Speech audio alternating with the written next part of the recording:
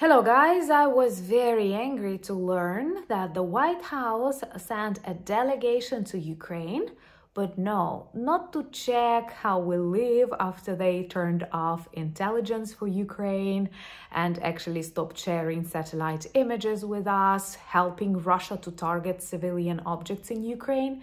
But they have come to try and inspire the Ukrainian opposition leaders to fight against Zelenskyy. Right now, during this war, to make Ukraine even weaker, to capitulate. Because Zelenskyy will not sign a capitulation, and no one in Ukraine wants that. And they have turned on satellite images, intelligence, they have stopped the supply of weapons, but we keep fighting. Because for us, this is an existential fight, and we cannot allow Russia to destroy our independence and sovereignty.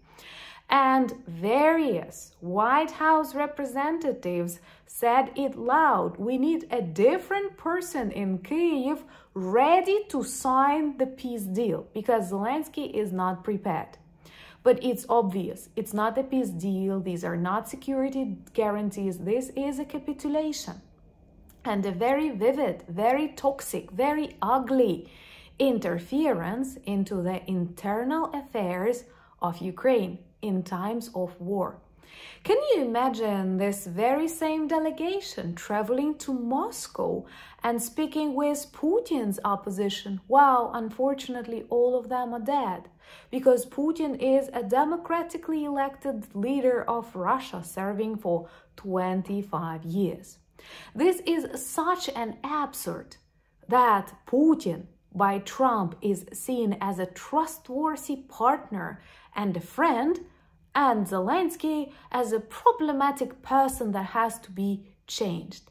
So let's discuss how do we feel about that and what it actually tells about the present White House administration.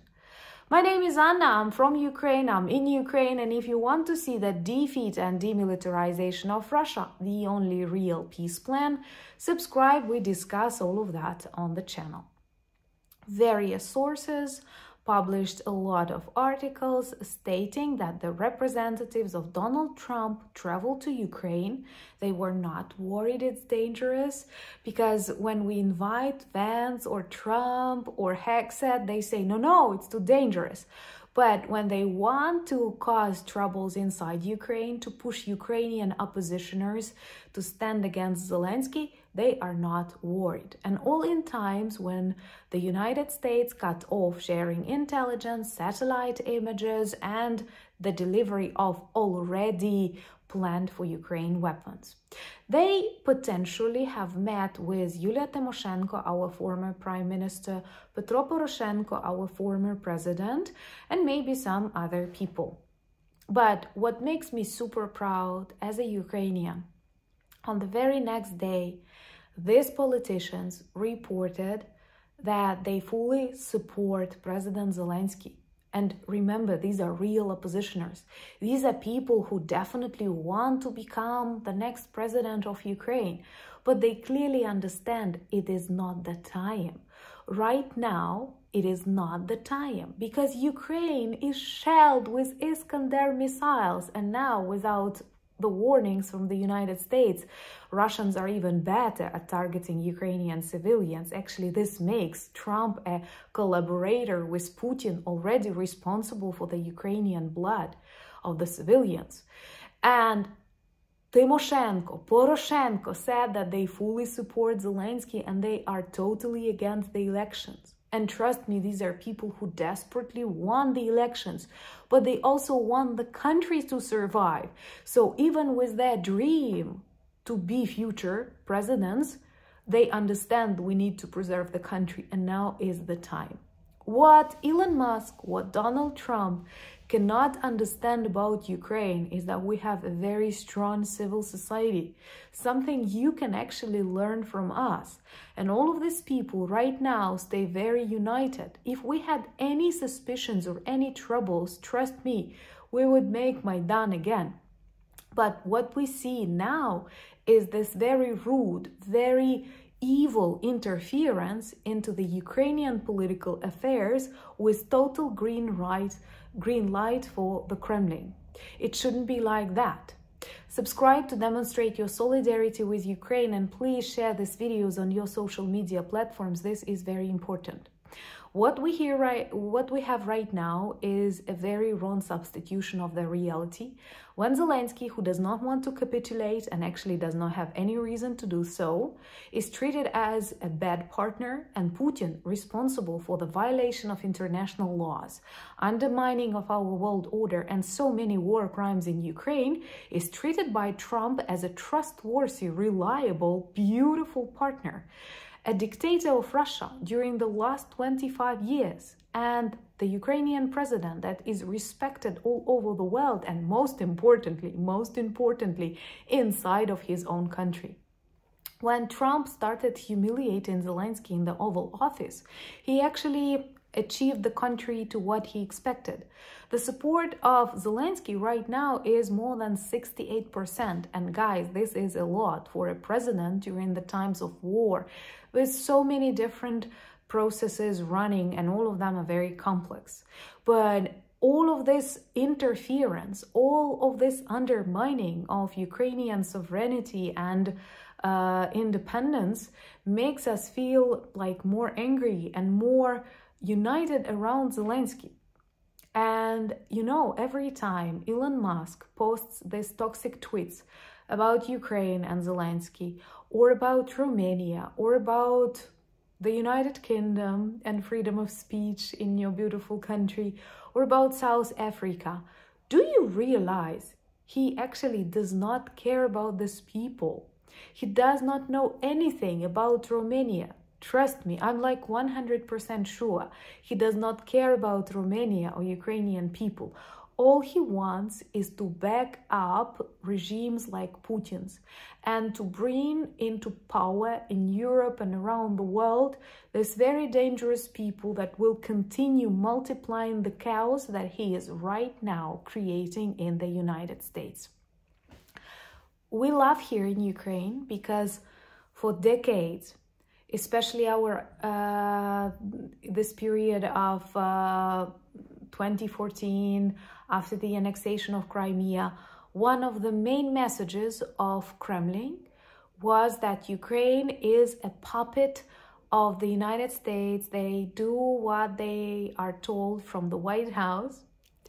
And right now this paradigm is broken because the White House, in the face of Donald Trump, does everything to destroy Ukraine, to make us surrender, literally turned off surveillance, stopped the weapons supplies, like undermining legitimacy of anything in Ukraine. And we keep standing firm because we realize this is a special political operation from Kremlin and the White House united. And I am once again very proud that it has just the country effect that they expect. Ukrainians are way stronger than many nations, as it turns out. Ukrainians are way stronger than they think about us. It was Putin's plan, a blitzkrieg, you know, and that we will give up and meet Russian soldiers with flowers. We do meet them with flowers, but for their graves. And the same is here. When they started mocking, humiliating Zelenskyy, we unite around him because he is the representative of my nation. And most importantly, we share his vision of the future. We cannot accept peace on the Putin's terms. And that is the plan that Donald Trump pushes right now. Because how else can you describe that he makes us super vulnerable? He turns off intelligence. He prevents even private companies from sharing satellite images with Ukraine. He wants to lift sanctions from Russia. What's the plan? And he wants to change a president because this strong president does not agree to capitulate. First of all, none of the presidents in future will be prepared to do that. Trust me, we know a lot about Russia. Way more than Trump knows about, it seems to me, even America. But most importantly, he wants to break the constitution of Ukraine. We cannot conduct elections right now. If we felt we need, trust me, you would see millions of Ukrainians on the streets. Don't you know us in the time of Maidan revolution? And right now, it is impossible. This night was one of the massive missile attacks. How do you see that? With millions of refugees abroad, with soldiers in the trenches. And most importantly, why don't you demand legitimate elections in Russia? Do you agree that Putin is an openly elected president? It's obvious that not. He created this constitutional coup, changed the number of terms that he can have, and I think Trump plans the same. So please, let's not buy this BS that they try to sell and demonstrating that they are pro-democracy, when in reality, now at a very high speed, Trump legitimizes a war criminal. Putin wants to return him into economy, into politics, and desperately tries to save Russia when Russia is on the brink of that collapse, not just economically, but militarily also. And once again, I am very proud that this potential future candidates for the president of Ukraine, Poroshenko, Tymoshenko, and Zelenskyy, General Zelenskyy, they all said it's not the right time. We support Zelenskyy. We don't want elections. And Zelenskyy actually had a very beautiful speech where he said about the dangers of the broken by Trump world order, that he is worried for NATO, that he is worried for many good countries that trusted the United States. And now somehow the United States love Russia more than Canada or Ukraine, which is insane and definitely not a natural course of the foreign policy of America. Many of you ask, do I see Zelenskyy as the next president of Ukraine? And no. For me, he is a good military man, but he has no political experience, and I would not vote for him. I would vote for Zelenskyy. Once again, if we had to hold elections right now, I guarantee you that Zelenskyy would be the next president of Ukraine. But we literally physically do not have a possibility to conduct these elections. And if people were worried for the true expression of will of Ukrainian people, they would realize it's impossible to campaign, to conduct elections with millions abroad, with millions on the front lines, and with constant danger that you can get killed by a Russian missile in this voting station. And this is what they could do. And multiply that by various kinds of interference that we observe on TikTok and in X. I'm sure Elon Musk would spend like billions to change Zelenskyy because he will never be Zelenskyy. He wants to, but he will never be Zelenskyy. He will remain this like robot. For me, he is a classical villain of those like movies, and I'm waiting to see his fall. And I sense it is coming. Share this video, that's important. Thank you for your kind comments and advice that you leave.